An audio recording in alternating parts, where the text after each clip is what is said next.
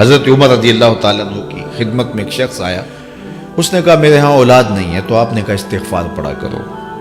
ایک دوسرا شخص آیا کہ صاحب بارشیں نہیں ہوتی، فرمایا استغفار پڑھا کرو۔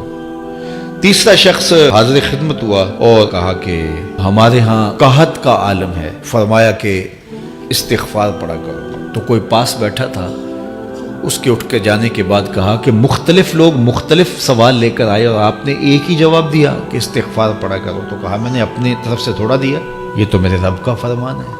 کہا وہ کیسے؟ کہا سورہ نوح پڑھو، فَقُلْتُ اسْتَغْفِرُوا رَبَّكُمْ۔ حضرت نوح علیہ السلام نے اپنی قوم سے کہا کہ اپنے رب کے حضور استغفار کیا کرو۔ اس کا نتیجہ کیا ہے؟ جب تم استغفار کرو گے تو وہ تمہارے گناہ بخش دے گا، آسمان سے موسلادھار بارشیں بھی برسیں گی، اور اللہ تمہیں استغفار کی برکت سے مالا مال بھی کر دے گا، وَبَنِينَ، اور تمہیں بیٹے بھی عطا کرے گا، وَيَجْعَلْ لَكُمْ جَنَّاتٍ وَيَجْعَلْ لَكُمْ أَنْهَارًا، تمہیں باغ بھی عطا کرے گا اور تمہیں چلتی ہوئی نہریں بھی عطا فرمائے گا۔ یہ بات ہو نہیں سکتی کہ انسان کی زندگی میں مشکل نہ ہو۔ جب انسان کو پیدا کیا گیا تھا، اس کا خمیر گویا گیا تھا، تو 39 دن تک اس کے خمیر پر مٹی جو گوندی گئی تھی انسان بنانے کے لیے، اس پر 39 دن دکھوں کی بارش ہوئی تھی اور ایک دن خوشیوں کا می برسا تھا۔ تو انسان کی زندگی میں خوشی اور غم اس تناسب سے ہیں۔ لَقَدْ خَلَقْنَا الْإِنسَانَ فِي قَبْضٍ، انسان کی زندگی مشقتوں کا مجموعہ ہے،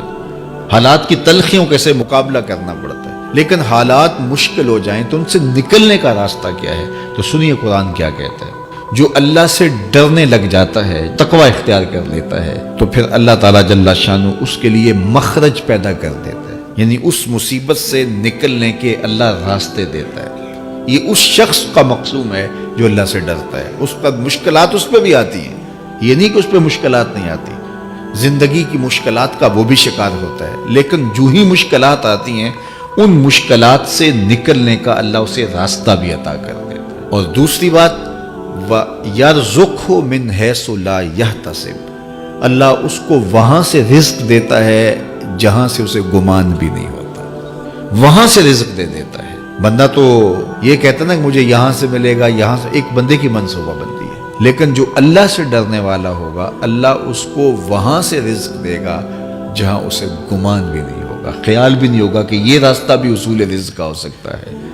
تو یہ میرے رب کا وعدہ ہے، میرے رب کے وعدے سچے ہیں۔ تو جب تم اللہ سے ڈرنے لگو گے تو یہ تخت و تاج، یہ دنیا کی عزتیں، یہ تمہارے قدموں میں ہوں گی۔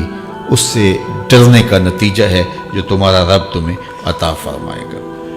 آج میں سمجھتا ہوں کہ پاکستانی قوم کو اجتماعی استغفار کی ضرورت ہے۔ آپ کے دریاؤں کا پانی سوکھ گیا، استغفار کریں گے اللہ تعالیٰ ان کو پانیوں سے مالا مال کر دے گا، بارشیں ہوں گی، قحط سالیاں دور ہوں گی، بے اولادوں کو استغفار سے اولاد نصیب ہوگی، اور معیشت کی بہتری وہ استغفار کے ذریعے سے ہوتی ہے۔ تو یہ 5 چیزیں بیان فرمائیں، تو استغفار سے خوشحال زندگی کا تصور ابھرتا ہے۔